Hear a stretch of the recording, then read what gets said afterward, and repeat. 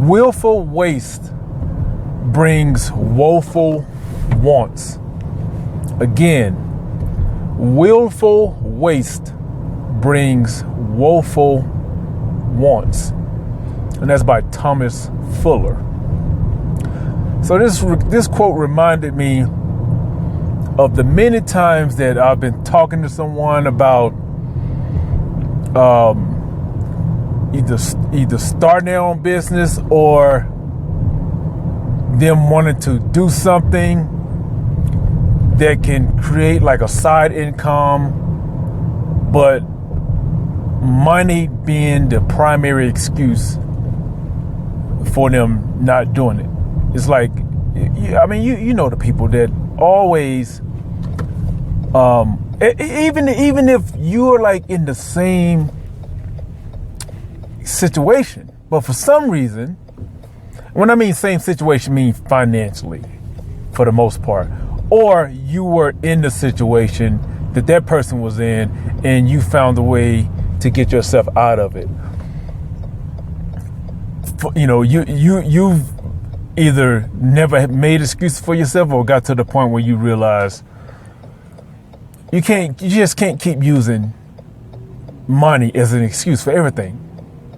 You just can't, especially when you see that person, that same person that's making excuses about finances, spending money on things that you would never, that you can afford to spend money on, but you're not, because you know it's not, one, practical, or you have better uses for that money. So they're willfully wasting money. And I used to think this was common sense, but it's apparent that it's not. And this is what I mean. I'm not even talking about big things. I'm talking about minor things when looked at individually.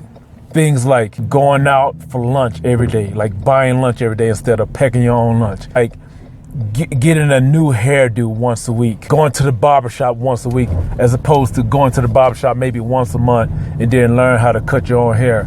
Going out to eat every night as opposed to learning how to cook. or you know, maybe once a month go out to eat. Going to the movies, like I have to see that new movie as soon as it come out. I can't wait till it come on Redbox. I can't wait till it come on Netflix. Things like that. A concert, some concert coming to town. I have to go to that concert. I just have to. I can't miss it.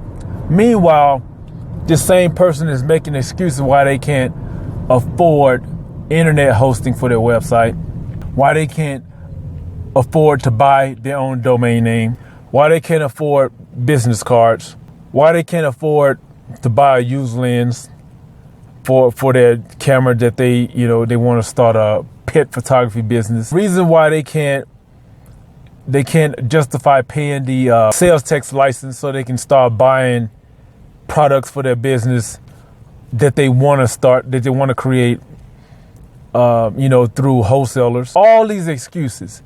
And no matter what you tell them, hey, I was in the same predicament as you were, but these are the things that I did. And for some reason, those things work for you, but they won't work for that person.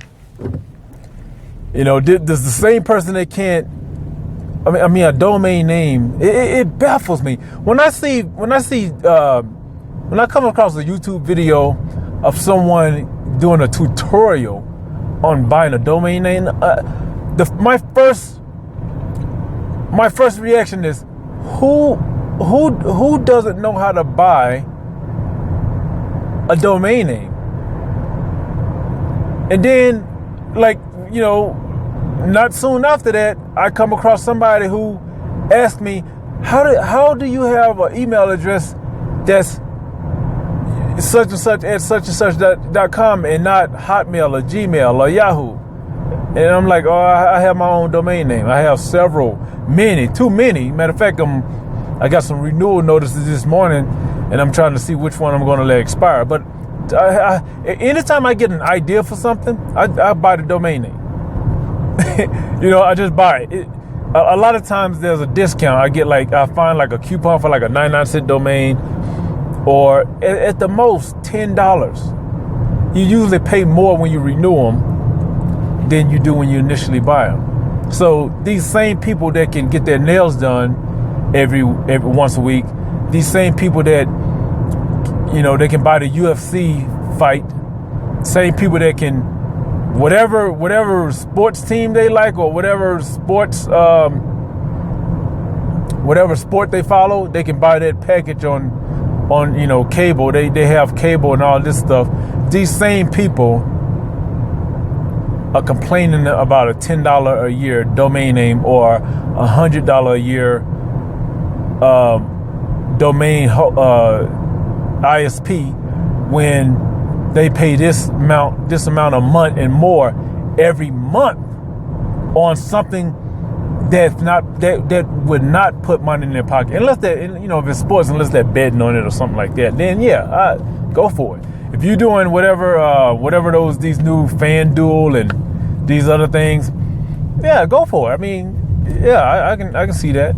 Yeah, you know, do it.